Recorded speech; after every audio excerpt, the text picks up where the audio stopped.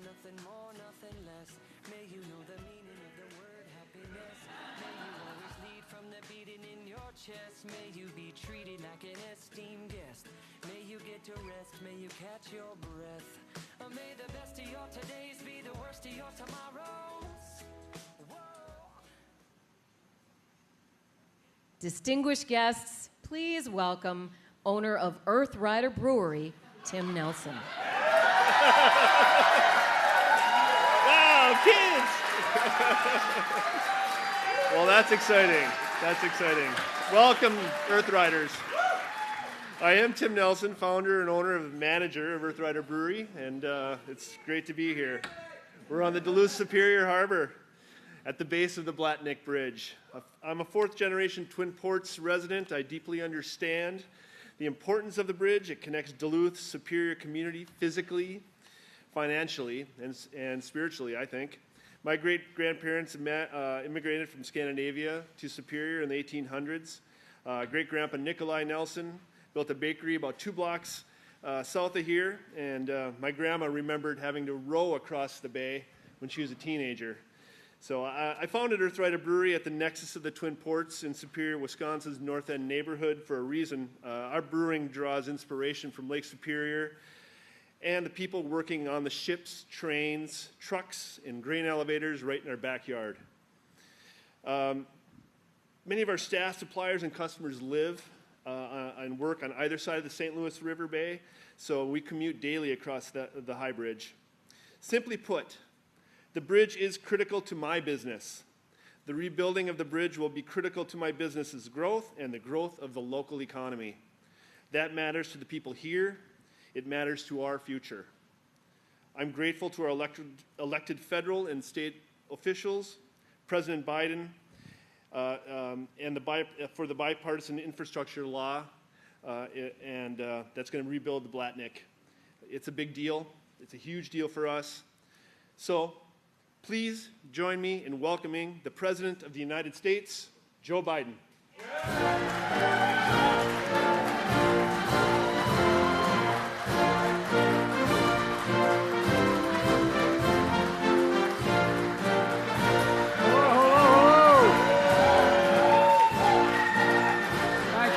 Thank you. You have a seat, take it. Hello, Wisconsin. From across the bay, hello, Minnesota. Tim, thank you for the introduction. I got to meet his twins and his wife, and no wonder he's here. I tell you what, they're going to keep him here. Look, I'm honored to be with the 2 best governors in America, in the United States of America today. Governor of Wisconsin, Tony Evers. Tony, stand up. And also the governor of Minnesota, Tim Walz. And thanks to the outstanding senators, Tammy Baldwin of Wisconsin, Tammy's the one, and Amy Klobuchar and Tina Smith from the state of Minnesota. If I have all 3 of them on my side, I don't worry about anything. And 2 great mayors, Mayor Payne of Superior, Wisconsin, and Mayor Reinert of Duluth, Minnesota. Stand up, guys.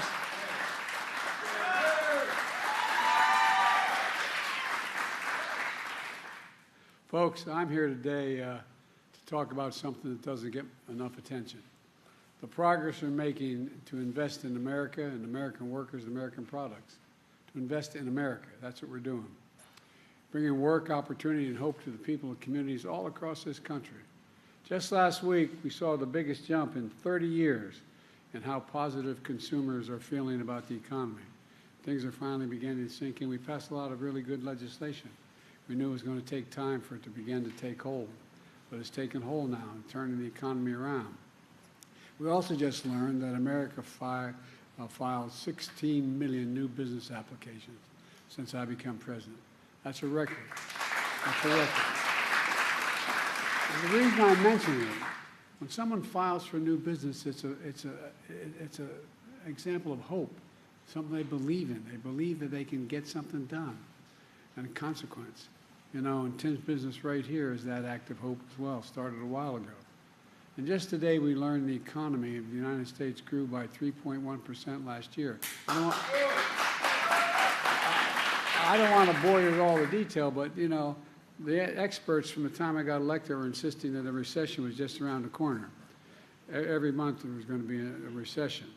Well, you know, we've got really strong growth.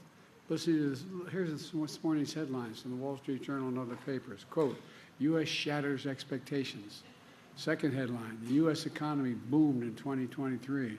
Third, U.S. economy grew at a shocking pace. I love that shocking pace, Pete. But my favorite is from the Wall Street Journal. Quote, what recession? Growth ended accelerating in 2023. Folks, look. And by the way, the economic growth is stronger than we had during the Trump administration. My predecessor recently said he was actually hoping for the economy to crash. His quote, hoping for the economy to crash. Can you believe it? Well, he said he's hoping because he hopes it happens soon while I'm still president. That's what he's hoping for. Well, thanks to the American people, America now has the strongest growth, the lowest inflation rate of any major economy in the world. It's because of you. We obviously have more work to do, but we're making real progress, building an economy from the middle out and the bottom up and not the top down. I was raised in a household where we had 3 bedrooms. It was a nice home, 3-bedroom split-level home and a new development of 40 homes in suburbia with four kids and a grandpa living with us. And but that trickle-down economics didn't trickle down much on my dad's kitchen table. Because when we work from the middle out and the bottom up, the poor have a shot, the middle class does really well, and the wealthy still do well. But everybody gets a shot. We all do well. You know, as the Secretary of Treasury, Janet Yellen, just said today, and I quote, the story of the middle class is not separate from the state of the economy. It's at the heart of it. She went on to say, I mean workers across industries and occupations, from firefighters to nurses to factory workers. That's the middle class. At least that's where I come from. That's what it's all about.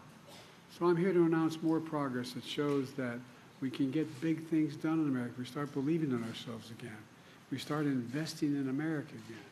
Folks, look, our infrastructure used to be the best in the world, rated the best in the world. But over a period of time, we stopped investing in America. We stopped it. We stopped investing in ourselves. And we slipped. We're now ranked the 13th best infrastructure in the world. The United States of America, number 13 in the world. How in God's name can we have the strongest economy in the world if we don't have the strongest and best infrastructure in the world? It's not possible. So we're determined to turn that around. We were determined to turn that around in a big way. And that's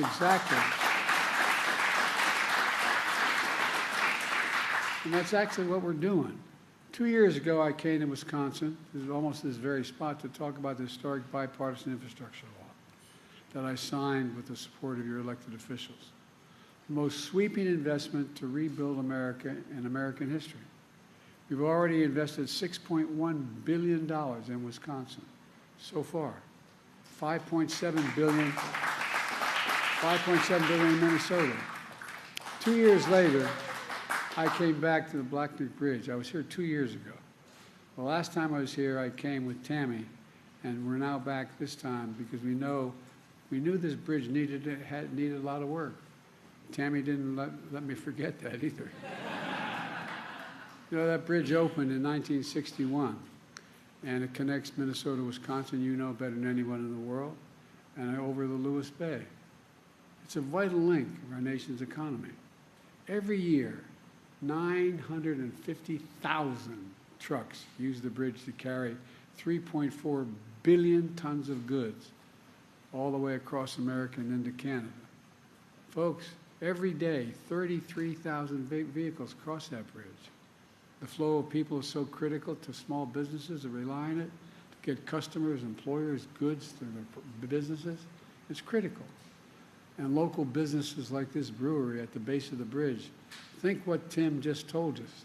Tim's family's been here for 4 generations. His great-grandparents moved here from Scandinavia to build a bakery just 4 blocks from here. And as Tim just said, the bridge is critical to his business, his workers, his customers, to the entire local economy. And it's like that in other parts of the country as well, serving critical industries like forestry, agriculture, clean energy, supporting so many communities. I mean, it really is consequential. But you also know this bridge is in badly corroded condition. It's unsafe for trucks to carry oversized, overweight loads, causing drivers lengthy detours, increasing costs and delays. It's outdated in design. Tight curves have led to higher than average car accident rates, traffic congestion. For decades, people talked about replacing this bridge, but it never got done until today. Until today. I mean, because I'm proud to announce $1 billion from the Bipartisan Infrastructure Law will be used to build this new bridge. A new bridge that will increase capacity for large trucks and oversized loads. A new bridge with a modern design, wider shoulders, smoother on and off ramp. A new bridge with a shared path for pedestrians and cyclists. And I want to credit your governors, and I mean it sincerely, and your state legislatures for coming up with the matching money to invest in this bridge. Otherwise, it wouldn't have gotten done with your own funding. This investment is going to make a huge difference. Less traffic, fewer car accidents, faster commutes to your jobs and schools, quicker response times from fire trucks and first responders when every minute counts. Goods are going to get shipped quicker, and commerce will flow more freely instead of having to detour for up to 10 miles. Here's what else it means. It means that 10,000 new construction jobs, union jobs,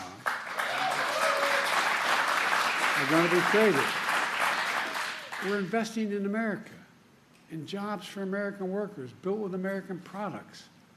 And that's going to, with the help of your congressional delegation, especially Senator Tammy Baldwin, we're making sure that that iron, that steel, that construction material to build this bridge is made in America.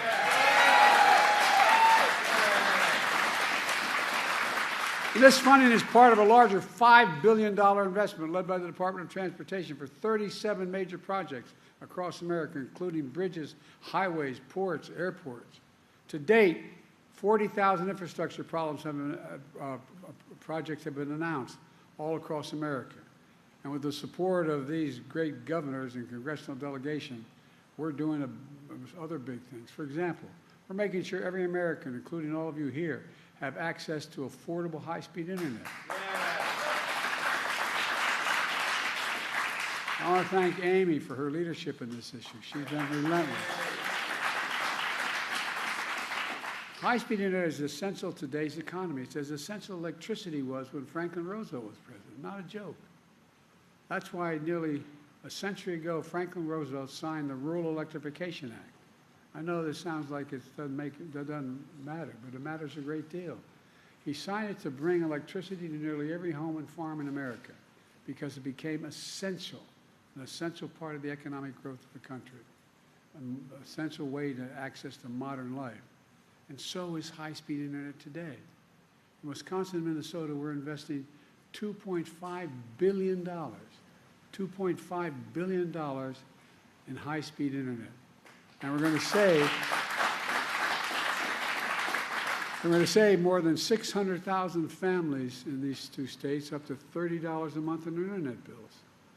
The household I came from, that matters. Those $30 at the end of the month bills will add up when you're living on a fixed salary. We're also investing $1.1 billion in your state to provide clean water and replace poisonous lead pipes. Every lead pipe's going to be taken out. You turn on your faucet and drink clean water without getting sick. You know, a recent study shows that reducing lead exposure for children has the same effect on a student's test scores as reducing the size of a class they're in from 22 to 15. 1/10 the cost it is. It matters. It affects the ability of the brain to function. That's why we're going to eliminate every single lead pipe in America, and I promise you that. We got the money to do it now. And that's on top of another $1 billion to clean up the Great Lakes, which provide drinking water for 20 million people. 20 million people. And by the way, it used to make The beer brewed here, it is used to make the brew beer in this refinery. Oh, Earth Rider, thanks for the Great Lakes. I wonder why it's called. What we're doing in Wisconsin and Minnesota is just one piece of a much bigger story. Look, 14 million new jobs since I became president. 169 new jobs in Wisconsin. 200,000 in Minnesota. Nearly 800,000 new manufacturing jobs nationwide. Good paying jobs. And employment has been the lowest, been below 4% for the longest stretch in 50 years. And it's even lower in Wisconsin and Minnesota, where it stands at 3.3 and 2.9% respectively. That's our economic plan. Invest in America, invest in American products, build in America. That's what we call Bidenomics. My professor, well, I won't get into my professor. But look, my predecessor, though, he chose a different course.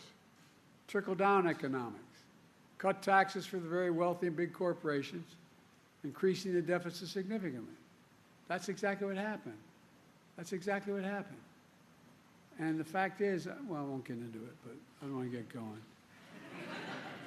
He stripped good-paying jobs and shipped them overseas. Why? Cheaper labor. Rather than pay you a fair wage, ship it overseas. Lower wage costs, and then import the product, denying Americans jobs. He shrank public investment in infrastructure and education. And then in the process, he hollowed out communities, closing factories, leaving too many Americans behind. Look, I grew up in neighborhoods, and many of you did, in regions where you had that factory that maybe only employed 600 people or 800 people, but it was the heartbeat of the community. And all of a sudden, one day, corporation owners decided it was cheaper to send that factory overseas because the labor was cheaper. So closed the factory, sent it overseas, imported the product from overseas, paid more money for it, and they didn't have to pay as much in labor. That's what happened. That's how we began to hollow out American labor, for real, not a joke. You know, anyway, he talked about infrastructure every week for 4 years. He's going to increase the infrastructure week. Well, we have infrastructure year. He didn't get, on my watch, instead of infrastructure week, America's having an infrastructure decade. Yeah. We're rebuilding factories and jobs are coming back to America. For example, you know, when that little computer chip that everybody needs for everything from your watch to your automobile, well, guess what? We invented them. We made them more sophisticated. We used to have 40% of the market, and all of a sudden we have nothing. You know that, and so guess what? I got in a plane and went to South Korea. My staff wondered what the hell I was doing. I talked to the leader of South Korea. I said, "You have a thing called Samsung. You make a lot of these computer chips. Come to America." Well, not only they, but a total of $50 billion is coming to America, building factories in America. In America. There's a place just outside of Columbus, Ohio. They call the Field of Dreams. They're building 2 of these fabs, they call factories. They're like gigantic football fields. And guess what? They hire a whole hell of a lot of people, not only in building the facility, but working there. You know what the average salary is? $110,000 a year, and you don't need a college degree to have the job. The Midwest is coming back. And these senators right in front of you here, they delivered it. Amy delivered it. Tammy delivered it. Tina delivered it. I mean it sincerely. And you, the American people, supported it. Now, I worked with some Republicans to get the bipartisan law done. And it got done. But I'm sorry to say the vast majority voted against it. But you know what? That's okay. Because we're building projects everywhere, no matter whether they voted for it or not. I promise to be a president for all Americans, whether you voted for me or didn't vote for me. Folks, we have more work to do. For example, does anyone think that the tax code in America is fair? Raise your hand if you think the tax code is fair. In 2020, 55 of the Fortune 500 company corporations paid 0 in taxes. 0. in taxes. You may have heard me harp on this for a while. Federal taxes on $40 billion in profit. They paid 0 cents. But not anymore. What I was able to do is provide for funding all these programs by signing getting past a tax of just 15%. You pay more than that. But just getting up to 15%. 15% tax on these 50 corporations making $40 billion. And guess what? As a consequence, we could pay for so many of these investments we're making all across America without the deficit going. And we still brought the deficit down by $7 billion. Look, we have to do more. One of the other things that I want to mention, you know, I'll say this politely. For my entire career, I have been going after the pharmaceutical corporations. Pharmaceutical corporations in America are the best in the world. They make the best product. But whatever prescription you may be taking now, if I take that prescription for you, I'm going to fly to Toronto, Canada, London, England, Brazil, anywhere in the world, I will get that prescription by the same company filled for anywhere from 1/3 to 1/2 the cost. We get charged more than any other country in the world. Not a joke. And you pay for it, not only in your prescription, but you pay for it because Medicare pays for a great deal of this. So I've been pushing to let Medicare negotiate and say what they do. Well, with the help of your Senate and Congress congressional delegation, I finally won. And guess what? Any of you, I'm not asking you to raise your hand, but you know anybody who has a problem with diabetes, needs insulin? Well, it used to be the average cost of that insulin shot a year on a monthly basis was closer to $400. Now they cannot charge more than $35.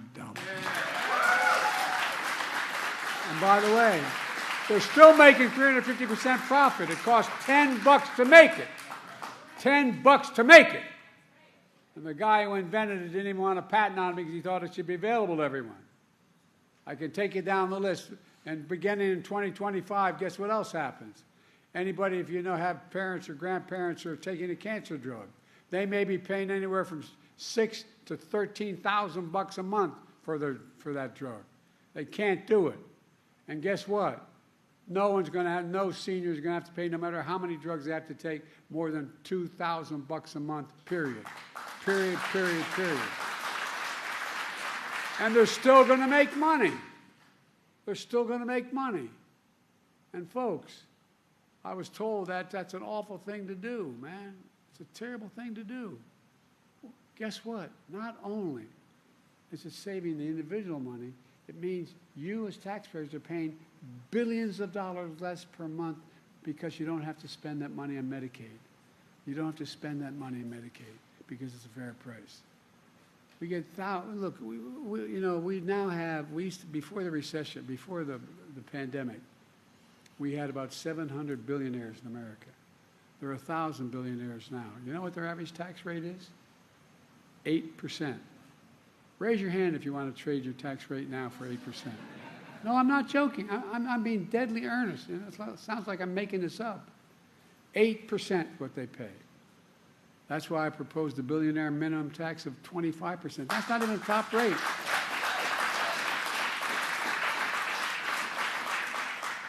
If billionaires and big corporations paid even close to their fair share, we could strengthen Social Security and Medicare, bring down the cost of child care, elder care, working class and middle class people would all be better off, and it wouldn't cost a penny because they make $40 billion would be coming into it. And it's not, I mean, it's just basic fairness. You know, it's the right thing to do, and we can get this done. And I'll be damned, in the last year of this administration, I'm going to get it done. Yeah. Let me close with this. I'm going on too long. I apologize. I get a little tied up here. This bridge is important, but the story we're writing is much bigger than that. When you see the shovels in the ground and cranes in the sky and people hard at work in these projects, I hope you feel a renewed sense of pride. Pride in your community. Pride in what we can do. Pride in America. pride knowing we can get big things done still together in America. We're the only country in the world that's come out of every crisis we've gotten into stronger than we went in. Not a joke. The only country in the world. For God's sake, this is the United States of America. United States of America. And the real heroes in this whole story, the American people are starting to speak up. American workers, American people doing the work to bring communities back to the country in ways that was before and the future. That's what America does. That's why I've been never more optimistic about the future. We just remember who in God's name are. We're the United States of America, and there's nothing beyond our capacity when we do it together. Let's start working together for God's sake. God bless you all. May God protect our country. Thank you.